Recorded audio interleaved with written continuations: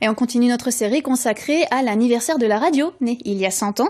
Ce soir, nous rendons visite à Village FM, diffusée à Besançon, mais surtout dans la vallée de la Loue et dans le Haut-Doubs. C'est l'une des dernières radios associatives encore en activité. Marine Candel avec Marine Pantra.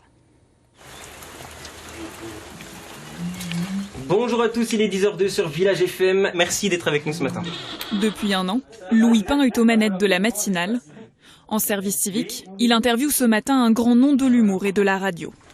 Bonjour à tous, émission spéciale 100 ans de la radio. Bernard Mabie est avec nous. Bonjour Bernard. Salut.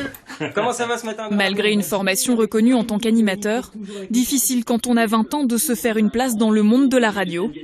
Village FM lui a offert ses premiers instants sur les ondes. Village FM, c'est mes débuts, c'est voilà, les personnes qui me donnent ma chance. Et c'est là où je me forme surtout. Ouais, c'est un tremplin énorme. On se rend pas compte, mais c'est une petite radio associative, mais on y apprend parce qu'on fait tout en fait. Technique, promo, animation et même du journalisme. Donc ça forme bien, on va dire. Oh, c'était bien. Ouais, c'était parfait. Hein. Super. Ouais, donc là, la suite. Pour veiller sur l'antenne, Alain Bull, l'un des membres fondateurs, est toujours présent. Dans ses locaux, il garde des machines d'un autre temps.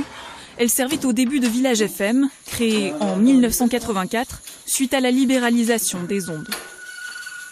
Par le passé, il n'y avait pas grand-chose à faire dans les villages. Hein. À part le foot, j'ai presque envie de dire, c'était le désert culturel. Et donc, l'outil radio était le bienvenu pour dynamiser les villages, le monde rural. Et en plus, c'était un lien forcément avec la musique. Et donc, c'était le plein boom du top 50. Donc, on a surfé sur cette vague-là.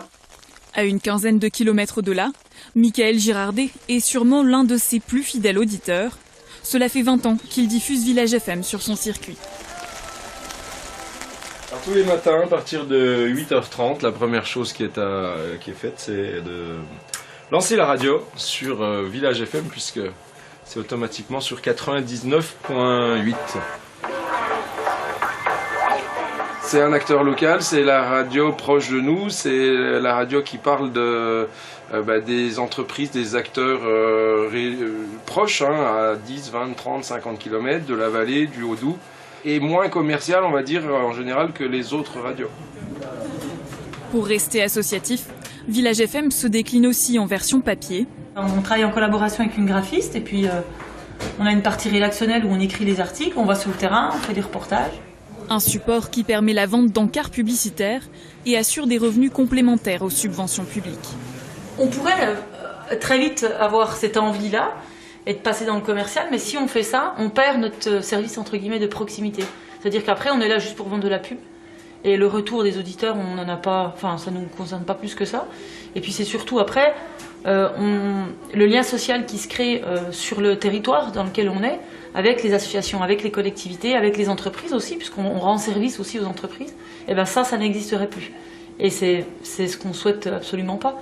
Et c'est notre rôle aujourd'hui, c'est d'être au plus proche des gens par l'information, mais aussi en les aidant dans leur communication. Rester indépendant, un défi militant. Village FM fonctionne aujourd'hui grâce à 2 employés, une journaliste et la passion d'une trentaine de bénévoles. Bonne matinée à tous sur Village FM et puis montez le son.